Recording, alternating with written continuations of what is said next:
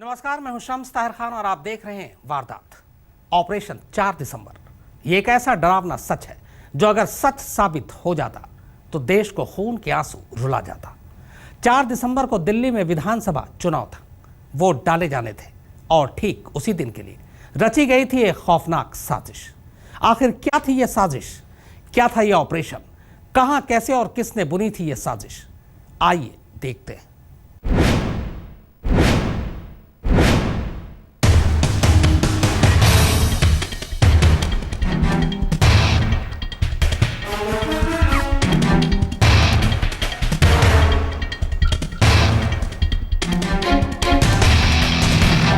अस्सलाम वालेकुम। वालेकुम अस्सलाम। और मियाँ, शादी की तैयारी पूरी हो गई? हाँ भाई, बिल्कुल हो गई, सारी तैयारियां पूरी हैं। तो कब है शादी? वही जो शादी की तारीख पहले तय हुई थी, 4 को ही, 4 दिसंबर को। माशाअल्लाह, मुबारक हो। अच्छा, खुदा हाफिज। खुदा हाफिज। और इसके साथ ही फोन कट जाता है।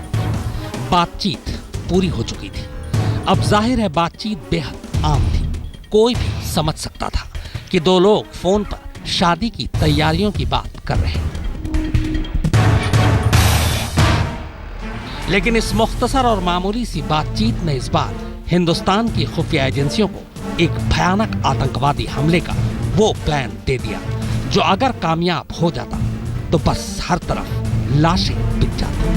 प्लान एक खौफनाक आतंकवादी हमले का जिसे देश की राजधानी दिल्ली में अंजाम दिया जाना था। दरअसल पाकिस्तान में बैठे आतंक के आकाओं की टेलीफोन पर यह बातचीत कोड वर्ड में हो रही थी और इस खुफिया कोड में छुपा था हिंदुस्तान में आतंकी हमले की साजिश का पूरा ताना बाना।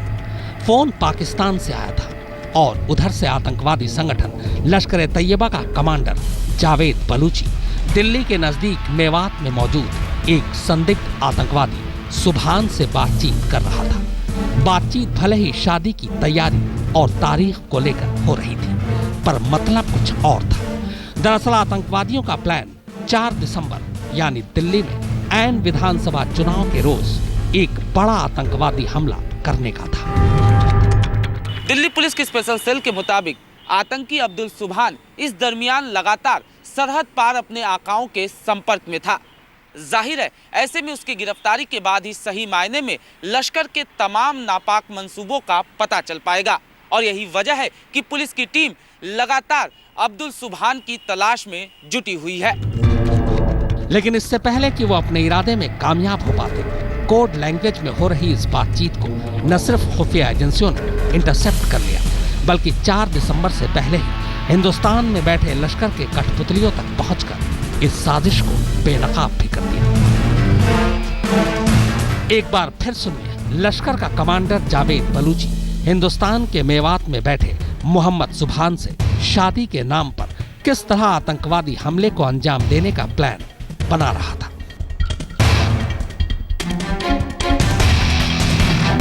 अस्सलाम वालेकुम। वालेकुम अस्सलाम। और मियाँ, शादी की तैयारी पूरी हो गई? हाँ भाई, बिल्कुल हो गई, सारी तैयारियां पूरी हैं। तो कब है शादी?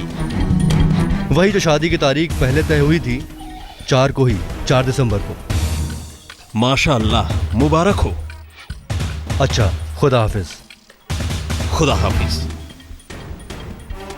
दरअसल यहाँ शादी का मतलब हमले से था, 4 दिसंबर का मतलब दिल्ली में चुनाव के दिन से और तैयारियों का मतलब हमले के साजो सामान इकट्ठा करने से।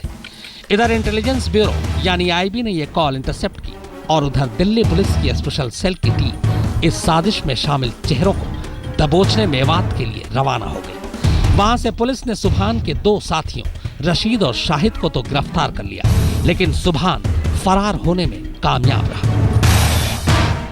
अब्दुल सुभान वो 2001 में एक ये एलईटी का मेंबर है और 2001 में आफ्ताब अंसारी और आमिर रज़ा खान के साथ और भी 7-8 लोग थे, उनके साथ ये टेरर के केस में बंद हुआ था।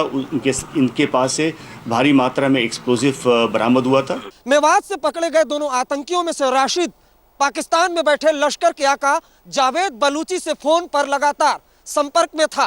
पूछताछ में दोनों आतंकियों ने खुलासा किया कि 4 दिसंबर 2013 यानी दिल्ली विधानसभा चुनाव के दिन दिल्ली में बड़े धमाके करने की साजिश रची गई थी। लेकिन इन आतंकवादियों के सीने में सिर्फ चुनाव के रोज दिल्ली में धमाके के राज ही दफन नहीं थे, बल्कि नफरत की बुनियाद पर यह दहशत की वो साजिश रच रहे थे जिसके सिरे चढ़ने पर हमारी गंगा जमुनी तहजीब एक बार फिर लहूलुहान होती, क्योंकि इस साजिश में मुजफ्फरनगर में दंगे के शिकार हुए नौजवानों को आतंकवाद की आग में झोंकने का खौफनाक मंसूबा भी छुपा हुआ था।